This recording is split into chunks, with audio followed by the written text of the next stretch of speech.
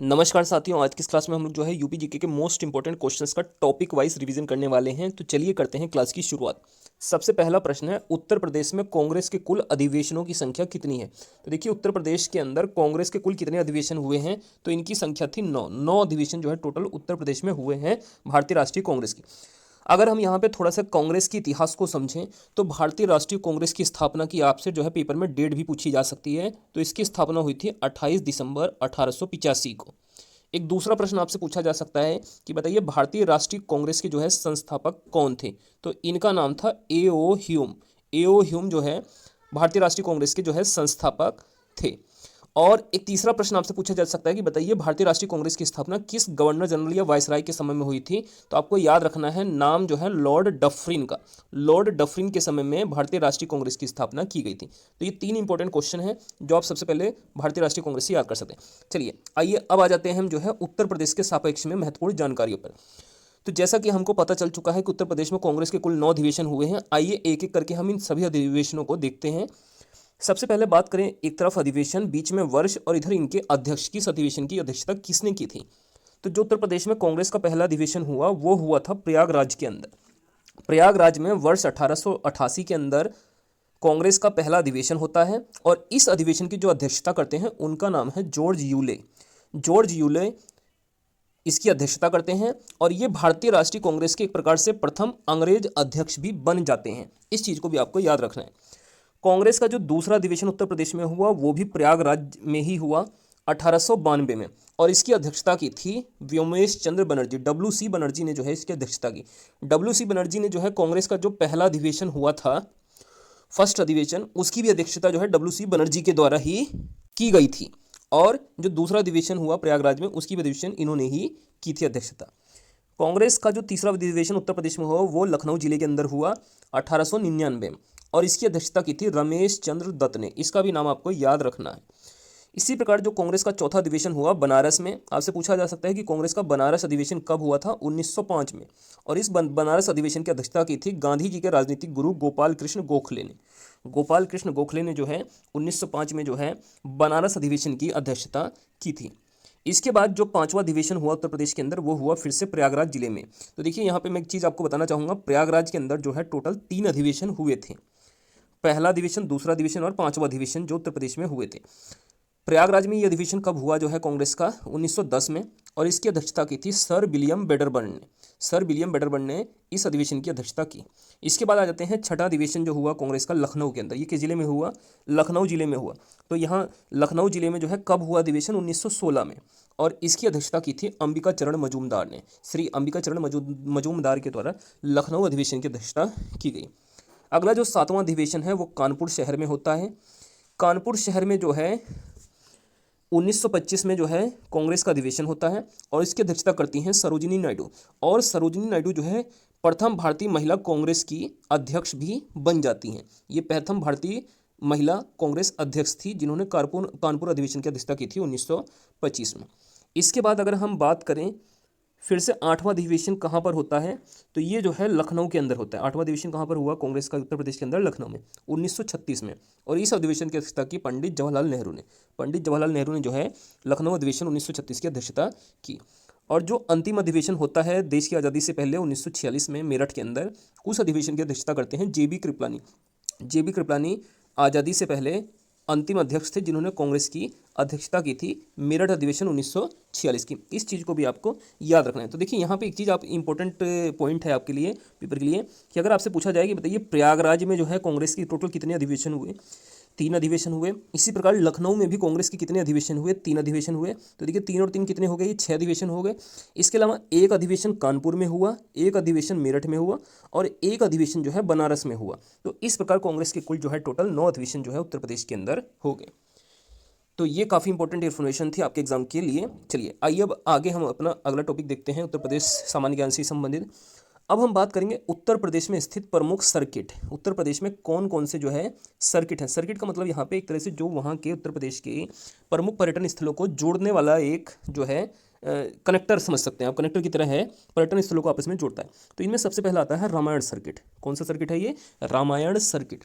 तो ये किन किन पर्यटन स्थलों से संबंधित है? तो देखिए रामायण पर्यटन स्थल में अयोध्या, चित्रकूट और बिठूर, ये तीनों जो है स्थल जो है रामायण सर्किट के अंदर आते हैं। अयोध्या की अगर हम बात करें तो अयोध्या शहर जो है सरयू नदी पर स्थित है। किस नदी पर? सरयू नदी पर। और जो ये बिठूर है ये कानपुर में स्थित है, गंगा नदी के तट पर है। इन दोनों पॉइंट्स को भी आपको याद रखना है। तो अयोध्या, चित्रकूट और बिठूर ये तीनों जो है रामायण सर्किट के अंतर्गत आते हैं। अब हम बात करें अगर कृष्ण सर्किट की, तो भगवान श्री कृष्ण के जीवन से संबंधित जो महत्वपूर्ण स्थल हैं उनसे संबंधित ये सर्किट है। तो इनमें सबसे पहला नाम आता है मथुरा। मथुरा शहर किस नदी पर स्थित है? यमुना नदी पर। इस चीज़ को भी आपको याद रखना है। इसके अलावा दूसरा है वृंदावन, फिर आता है इसमें नंदगांव, गोवर्धन और अंतिम है जो है बरसाना। तो मथुरा, वृंदावन, नंदगांव, गोवर्धन और बरसाना ये सभी जो है कृष्ण सर्किट के अंतर्गत आते हैं। बरसाना के अंदर आपको याद रखना है लठमार होली जो है काफ़ी जो है फेमस है। इस चीज़ को भी आपको याद रखना है।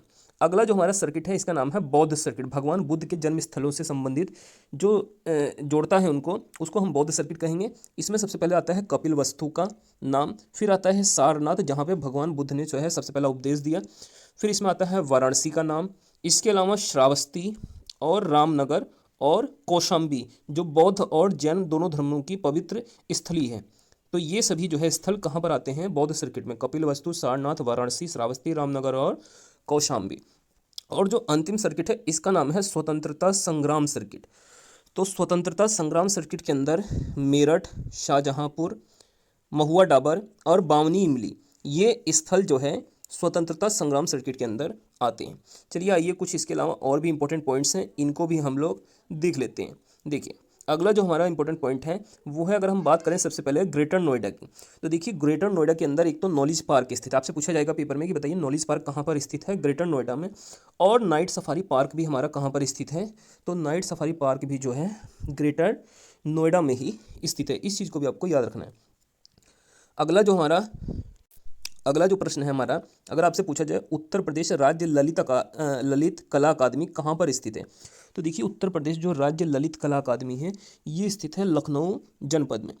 ये उत्तर प्रदेश राज्य ललित कला अकादमी की स्थापना की गई थी 1962 में। इस पॉइंट को भी आपको याद रखना है, काफ़ी इंपॉर्टेंट है ये जो है पेपर के लिए। नेक्स्ट अगला प्रश्न है डीजल लोकोमोटिव वर्क्स कहाँ पर स्थित है? तो देखिए डीजल लोकोमोटिव वर्क्स जो है ये वाराणसी शहर में स्थित है। वाराणसी को मंदिरों और घाटों का शहर भी कहा जाता है, गंगा नदी के तट पर ये स्थित है। नेक्स्ट अगला प्रश्न है कृत्रिम अंग निर्माण का केंद्र कहाँ पर स्थित है? तो देखिए जो कृत्रिम अंग निर्माण करने का मुख्य केंद्र है तो ये है कानपुर शहर। कानपुर शहर जो है कृत्रिम अंग निर्माण का एक प्रमुख केंद्र है और ये चमड़ा उद्योग का भी एक जो है प्रमुख केंद्र है। और इसको राष्ट्रीय राजमार्गों का चौराहा भी कहा जाता है और ये उत्तर भारत का मैनचेस्टर भी कहलाता है। इस चीज़ को भी आपको याद रखना है। अगला प्रश्न है केंद्रीय ग्लास व सिरेमिक अनुसंधान केंद्र ये कहाँ पर स्थित है? तो देखिए जो केंद्रीय ग्लास एवं सिरेमिक अनुसंधान केंद्र है ये स्थित है जो है खुर्जा शहर के अंदर। खुर्जा शहर में जो है केंद्रीय ग्लास एवं सिरेमिक अनुसंधान केंद्र स्थित है। नेक्स्ट अगला प्रश्न है भारत इलेक्ट्रॉनिक्स लिमिटेड ये कहाँ पर स्थित है? तो ये गाजियाबाद शहर में स्थित है भारत इलेक्ट्रॉनिक्स लिमिटेड। अगला प्रश्न है हमारा भारत की पहली, अगर पूछा जाए पैरा बैडमिंटन अकादमी कहाँ पर जो है खोली गई है? तो देखिए भारत की जो पहली पैरा बैडमिंटन अकादमी बनी है वो बनी है लखनऊ शहर के अंदर। लखनऊ शहर में भारत की पहली पैरा बैडमिंटन अकादमी। अगला प्रश्न है राष्ट्रीय हिंदी संग्रहालय ये कहाँ पर स्थित है? तो देखिए राष्ट्रीय हिंदी संग्रहालय स्थित है आगरा शहर के अंदर। आगरा शहर में ये स्थित है। अगला प्रश्न है आचार्य नरेंद्र देव स्मृति पार्क ये कहाँ पर स्थित है? तो देखिए आचार्य जो नरेंद्र देव स्मृति पार्क है वो सीतापुर शहर के अंदर स्थित है। कहाँ पर स्थित है? सीतापुर शहर में। अगला प्रश्न है हमारा वन्य जीवों का डीएनए बैंक कहाँ पर स्थित है? तो देखिए वन्य जीवों का जो डीएनए बैंक है वो बरेली शहर में स्थित है। कहाँ पर स्थित है? बरेली शहर में।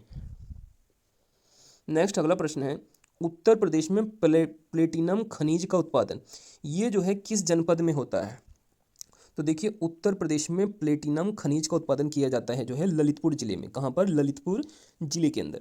इसी प्रकार अगर पूछा जाए आपसे कि बताइए चाइना क्ले उत्तर प्रदेश में कहाँ से प्राप्त होता है? तो देखिए चाइना क्ले का जो प्रमुख प्राप्ति स्थल है वो है सोनभद्र जिला।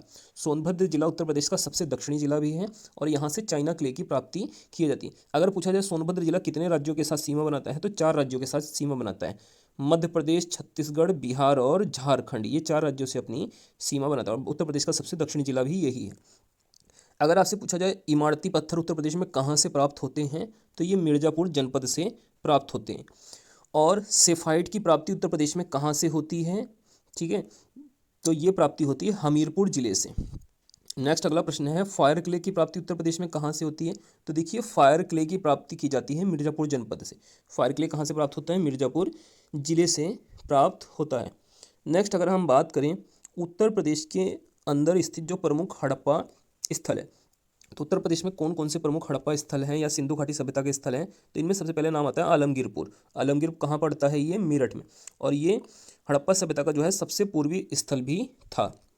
नेक्स्ट अगला प्रश्न है, अगर मांडी गांव पूछा जाए, मांडी गांव हड़प्पा स्थल कहाँ पर स्थित है, तो ये मुजफ्फरनगर जिले में स्थित है उत्तर प्रदेश के। इसी प्रकार कैराना कहाँ पड़ता है उत्तर प्रदेश के अंदर जो है, कहाँ पर ये हड़प्पा स्थल है, तो ये शामली जनपद के अंदर आता है। इसी प्रकार मानपुर जो है हड़प्पा स्थल कहाँ पर है, ये बुलंदशहर में पड़ता है। और बड़ा गांव ये भी हड़प्पा स्थल है, ये पड़ता है बागपत जनपद के अंदर। तो आलमगीरपुर मेरठ का, मांडी गांव मुजफ्फरनगर का, कैराना जो है शामली का, मानपुर बुलंदशहर का, बड़ा गांव बागपत है। तो ये उत्तर प्रदेश में स्थित कुछ प्रमुख जो है हड़प्पा स्थल और उनके जनपदों जिलों के नाम हैं। तो दोस्तों ये आज की हमारी यूपी जीके की एक इंपॉर्टेंट क्लास थी। आप लोगों को अगर ये क्लास अच्छी लगे तो आप लोग कमेंट करके अपनी राय जरूर दीजिए, और वीडियो को अच्छी लगने पर वीडियो को लाइक करके चैनल को जरूर से सब्सक्राइब कर लीजिए।